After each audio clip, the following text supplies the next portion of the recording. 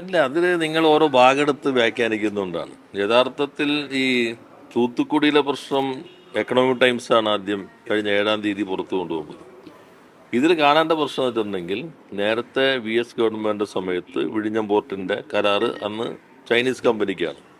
അന്ന് സുരക്ഷാ കാരണങ്ങൾ പറഞ്ഞ് AK ആന്റണി ഇവിടെ UPA ഉള്ള സന്ദർഭത്തിൽ അതിന് അനുമതി കിട്ടിയിരുന്നില്ല. പിന്നീട് ഉമ്മൻചാണ്ടി ഗവൺമെൻറ് വന്നപ്പോൾ പുതിയ ടെൻഡറിലേക്ക് പോയി.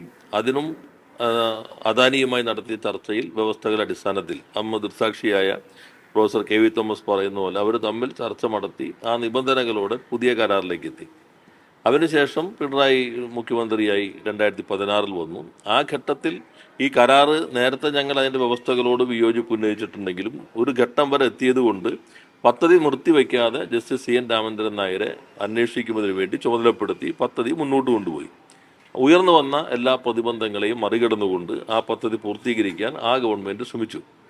ആ ഗവൺമെൻറ് അതിനുശേഷം വന്ന 21-26 ഗവൺമെൻറ്റും ആ പദ്ധതിക്ക് പൂർണ്ണതയിലെത്തിക്കുന്നതിന് വേണ്ടി നിലയുറപ്പിച്ചിട്ടുണ്ട്.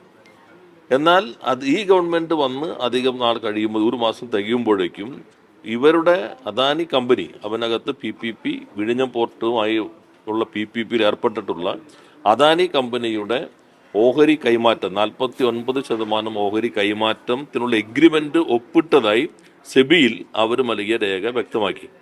അപ്പോൾ കരാർ വ്യവസ്ഥയിൽ പ്രയർ അപ്രൂവൽ എന്ന് പറയുന്നുണ്ട്. അപ്പോൾ ഞങ്ങളെല്ലാം പറയുമ്പോൾ വ്യക്തമാക്കിയിട്ടുണ്ട്, ഓഹരി വിൽക്കുന്നതിന് കരാർ പ്രകാരം തടസ്സങ്ങളില്ല. ഓഹരി വിൽക്കുമ്പോൾ 2 കാര്യങ്ങൾ ഉറപ്പുവരുത്താനാണ് പ്രയർ അപ്രൂവൽ. 1 ദേശീയ സുരക്ഷ, 2 പബ്ലിക് ഇൻട്രസ്റ്റ്. ദേശീയ സുരക്ഷ സ്വാഭാവികമായിട്ടും കേന്ദ്രമായിരിക്കും പരിശോധിക്കേണ്ടത്. പബ്ലിക് ഇൻട്രസ്റ്റ് എന്ന് പറഞ്ഞാൽ ഈ പോർട്ട് മത്സരക്ഷമമായിരിക്കണം, ഒരു കമ്പനിയുടെ കുത്തക സ്വഭാവം ഉണ്ടാകാം, ഏതെല്ലാം മാനങ്ങളുണ്ട് അതെല്ലാം പബ്ലിക് ഇൻട്രസ്റ്റ് സ്റ്റേറ്റിൻ്റെ സംരക്ഷിക്കുന്നു ഈ കരാർ മാറ്റമെന്ന് ഉറപ്പുവരുത്തിക്കൊണ്ട് വേണം അപ്രൂവൽ കൊടുക്കാൻ. അതുകൊണ്ട് പ്രയർ അപ്രൂവൽ. ഇവിടെ പക്ഷേ പ്രയറായിട്ടുള്ള മുൻകൂർ അനുമതി വാങ്ങിയിട്ടില്ല. അതൊരു ലംഘനമാണ്. ഈ പ്രയർ അപ്രൂവൽ കൊടുക്കുമ്പോൾ ചർച്ചകൾ നടത്തിക്കൊണ്ട് സബ്ജക്ട് ടു ദ കണ്ടീഷൻ കൊടുക്കാൻ ഗവൺമെൻറ്റിന്, നമ്മുടെ നാടിൻ്റെ താല്പര്യം സംരക്ഷിച്ചിട്ട് അങ്ങനെ ചെയ്തിട്ടില്ല. അതിനിടയിലാണ് ഇപ്പോൾ ഇക്കണോമിക് ടൈംസ് തന്നെ ഈ കരാറിനകത്ത് മറ്റൊരു വ്യവസ്ഥയുണ്ട്. അദാനി പോർട്ടിന് 250 കിലോമീറ്റർ ചുറ്റളവിലുള്ള മറ്റ് പോർട്ടുകളിൽ നിക്ഷേപം നടത്താൻ ഡയറക്റ്റോ ഇൻഡയറക്റ്റോ ആയിട്ട് നിക്ഷേപം നടത്താനോ അതിൻ്റെ പ്രധാന ഇൻട്രസ്റ്റ് ഉള്ള ആളായി മാറാനോ പാടില്ല. അതുപോലെ തന്നെ 250 കിലോമീറ്ററിൽ പോർട്ടിനകത്തുള്ള മറ്റ് അതിൻ്റെ കമ്പനികൾ അവർ വിഴിഞ്ഞം പോർട്ടിലും അദാനി പോർട്ടിലും ഇതുപോലെ തന്നെ ഇൻവെസ്റ്റ് ചെയ്യാൻ പാടില്ല. ഇതാണ് കരാറിനകത്ത് അവർ തന്നെ ഉണ്ടാക്കിയ കരാറാണ് 9ാം വ്യവസ്ഥ പറയുമ്പോൾ. അപ്പോൾ അതിലിപ്പോൾ പുറത്തു വന്ന വിവരമനുസരിച്ച് ഇവരുടെ മെഡിറ്ററേനിയൻ ഷിപ്പിംഗ് കമ്പനിയുടെ ഉപവിഭാഗമായിട്ടുള്ള TLCക്ക് അവരാണ് അവിടെ ഒരു കണ്ടെയ്നർ ടെർമിനൽ നടത്തുന്നത് തൂത്തുക്കുടിയിൽ. അപ്പോൾ ആ പ്രശ്നമുണ്ട്. ആ പ്രശ്നം ഉയർത്തിയത് ഇടതുപക്ഷമല്ല, മാധ്യമങ്ങളിൽ തന്നെ വന്നതാണ്. അപ്പോൾ ഇത്തരം വശങ്ങളെല്ലാം ഉയർന്നു വരുമ്പോൾ അതിനടിസ്ഥാനപ്പെടുത്തി ഈ പ്രയർ അപ്രൂവൽ ഇല്ലാത്ത പ്രശ്നം ഉന്നയിച്ചു.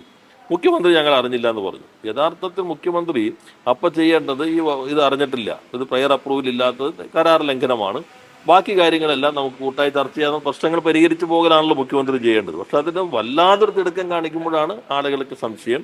ആ വിവാദമാക്കരുത് എന്നാണ് EP ഉൾപ്പെടെയുള്ള മന്ത്രിമാരും മുഖ്യമന്ത്രിമാരും നമ്മൾ കാണേണ്ടത്. മുഖ്യമന്ത്രിയാവുമ്പോൾ ഞങ്ങളുടെ എല്ലാവരും മുഖ്യമന്ത്രിയാണല്ലോ, കേരളത്തിൻ്റെ മുഖ്യമന്ത്രിയാണ്.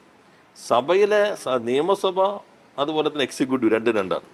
നിയമസഭയിൽ പ്രതിപക്ഷ നേതാവായിരിക്കുമ്പോൾ പല അഭിപ്രായങ്ങളും എല്ലാം പറയേണ്ടി വരും. പക്ഷെ ഒരു ഭരണ സംവിധാനത്തിന് നേതൃത്വം നൽകുന്ന മുഖ്യമന്ത്രി കേരളത്തിൻ്റെ മുഖ്യമന്ത്രിയാണ്.